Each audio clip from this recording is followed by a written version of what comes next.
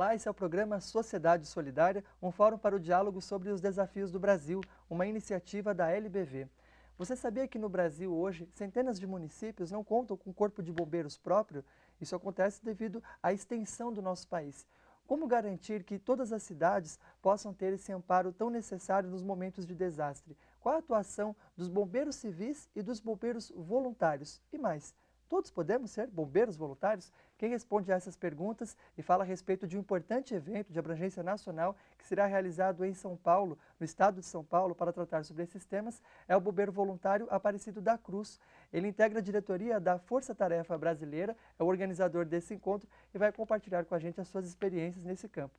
Bom, primeiramente agradecemos em nome da LBV pelo senhor ter gentilmente aceito o nosso convite, estando aqui novamente para falar sobre esses temas tão importantes. Seja sempre muito bem-vindo. Nós é que agradecemos. O nosso convidado é mestre em educação, tem pós-graduação em segurança do trabalho e defesa civil. Bom, primeiramente eu queria que o senhor explicasse para a gente como se dá a atuação dos bombeiros voluntários. Existem classificações distintas, bombeiros militares, voluntários e civis. Qual é o papel de cada um deles? Na realidade, o papel deles é quase que o mesmo papel, as mesmas atividades. O que diferencia o bombeiro voluntário do bombeiro municipal, do bombeiro civil e do bombeiro militar são justamente a forma de ingresso na carreira. Como, por exemplo, bombeiro militar, concurso público, funcionário público, oriundo de um concurso público, e aí ele assume a função na Polícia Militar. Hoje, todos os corpos de bombeiros militares são provenientes da própria Polícia Militar, de cada estado. No caso, os bombeiros voluntários estão vinculados a uma associação, ou uma entidade, como a Força Tarefa Brasileira, que tem no seu quadro bombeiros voluntários. Já os bombeiros civis são bombeiros privados, são aqueles que atuam nas empresas. A gente não esquece que o bombeiro voluntário também é um bombeiro civil. Bom, ser bombeiro é um sonho acalentado por muitas crianças há muitas gerações. Qualquer um pode se tornar um bombeiro voluntário. Como é que vocês lidam com a questão dos riscos inerentes a essa profissão?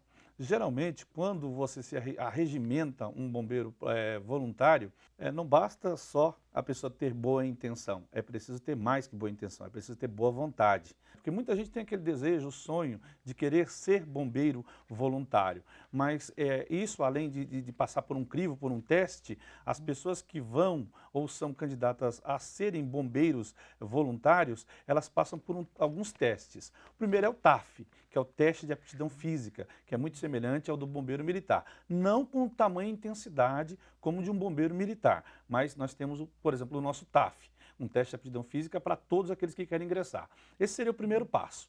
Então, depois tem uma avaliação documental, se a pessoa tem bons antecedentes, se é uma pessoa apta para determinado tipo de atividade.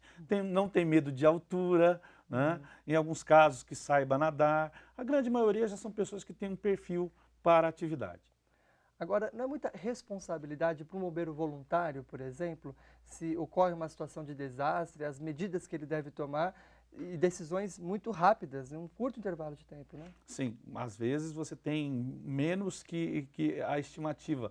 Como, por exemplo, se diz que você tem os primeiros 5 minutos de um incêndio, eles são muito importantes.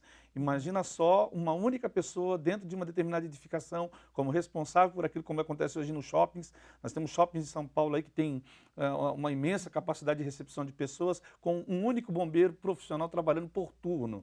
É uma coisa absurda, mas não deixa de ser também o próprio treinamento, a capacidade, a competência de poder avaliar determinadas situações, principalmente atuando na prevenção, eu acredito que é o nosso foco principal.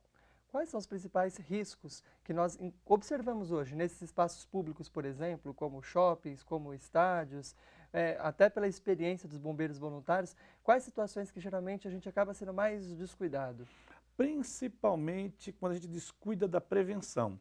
Hoje as pessoas utilizam, principalmente a gente olha nas escadas rolantes, que é uma coisa absurda, mas hoje a gente tem muitos acidentes ainda nas escadas rolantes dos shoppings. É uma coisa assim que parece ser uma coisa muito Tão simples, trivial, né? tão trivial, mas ainda continuam pais esquecendo dos filhos, né? Muitas vezes esquecendo de utilizar o corrimão, que está lá, tem a recomendação para a utilização, e às vezes a pessoa não usa. O mal súbito, que é o próprio descuido com a própria saúde pessoal, né? Às vezes a pessoa vai para um ambiente para se divertir, acaba descuidando de alguma coisa, esquece o remédio, porque estava naquela ênfase da festa, da alegria, de compartilhar alguma coisa, e aí você acaba tendo uma série de situações. É bom o senhor ressaltar que são situações bem distintas do incêndio. Quando a gente Sim, fala sobre o bombeiro voluntário, o incêndio ele é uma das situações em que sim. ele age, né? É, Mas tem um perfil bem diversificado de né, ações. é por isso que quando a gente fala do perfil do bombeiro, falando do bombeiro civil, do bombeiro voluntário, do bombeiro militar, a gente fala que não existe uma certa discrepância, não é distante isso, pelo contrário, atuamos em todas as frentes, em todas as atividades da mesma forma, desde a Uhum. situação de incêndio, salvamento, resgate, até o atendimento de vítimas nessas situações. Pessoa que está nos acompanhando agora tem interesse, por exemplo, quer ser uma bombeira voluntária, um bombeiro voluntário, tem que estar apto, por exemplo, a prestar primeiros socorros. Sim, e essa habilidade, na realidade, ela vem dos próprios cursos de formação, Sim, porque em toda a é corporação de bombeiros requisito. é requisito principal, né, passar pelos cursos de formação, as capacitações. Então, numa capacitação, por exemplo, de primeiros socorros, a gente não fala de capacitação de primeiros socorros com menos de 40 horas.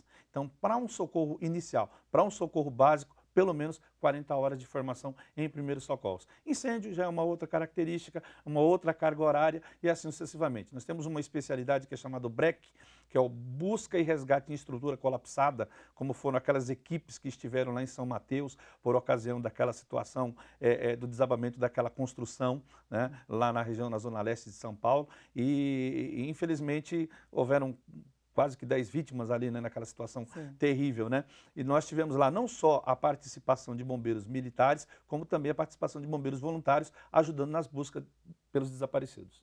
Bom, agora, qual a importância desses profissionais, desses voluntários, numa situação como a gente vive no Brasil, em que centenas de municípios não dispõem de um corpo de bombeiros militar, até, claro, por conta dos custos, então acabam sendo atendidos por corpos de bombeiros regionais. Como que a gente, nesses casos, nessas cidades, pode garantir pelo voluntariado um maior apoio à população em situações de desastre? Nós continuamos esse bate-papo com o Aparecido da Cruz, bombeiro voluntário da Força Tarefa Brasileira. Nós vamos agora para um breve intervalo e já voltamos.